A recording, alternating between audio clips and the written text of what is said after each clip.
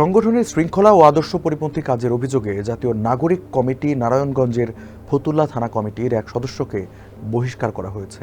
৮ April জাতীয় নাগরিক কমিটির ভারপ্রাপ্ত সদস্য সচিব আখতার হোসেন স্বাক্ষরিত চিঠিতে তাকে বহিষ্কারের কথা জানানো হয়। দর্শক, এসব নিয়ে এখনকার টিবিএস নিউজ আপডেটস, সাথে আছে আমি রঞ্জু ইফতেখার। বহিষ্কৃত ওই সদস্যের নাম দিলশাদ আফরিন। বহিষ্কারাদেশে উল্লেখ করা হয়, জাতীয় নাগরিক কমিটির নিয়ম ও নীতিমালা অনুযায়ী দিলশাদ আফরিনের সাম্প্রতিক কর্মকাণ্ড আমাদের সংগঠনের শৃঙ্খলা এবং আদর্শের পরিপন্থী বলে প্রতীয়মান হয়েছে।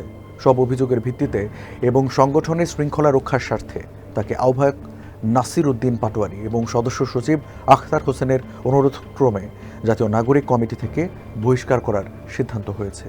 এই সিদ্ধান্ত ৮ এপ্রিল থেকে কার্যকর হবে বলে চিঠিতে উল্লেখ করা হয়েছে। জাতীয় নাগরিক কমিটির কেন্দ্রীয় সাবেক যুগ্ম সদস্য সচিব আলামিন বিষয়টি নিশ্চিত করেছেন। তিনি জাতীয় নাগরিক পার্টি এনসিপির কেন্দ্রীয় কমিটির যুগ্ম সদস্য সচিব। আলামিন গণমাধ্যমকে জানান, জুলাই শহীদ স্মৃতি ফাউন্ডেশনের অর্থ আত্মসাৎ সহ বেশ কিছু অভিযোগের সত্যতা পাওয়ায় দিলশাদ আফরিনকে বহিষ্কার করা হয়েছে।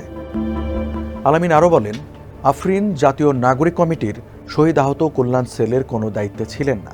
তারপরও তিনি ব্যক্তিগতভাবে শহীদ ও আহত পরিবারের আর্থিক বিষয় নিয়ে কাজ করেছেন, যা নিয়ে জাতীয় নাগরিক কমিটি অবগত ছিল না।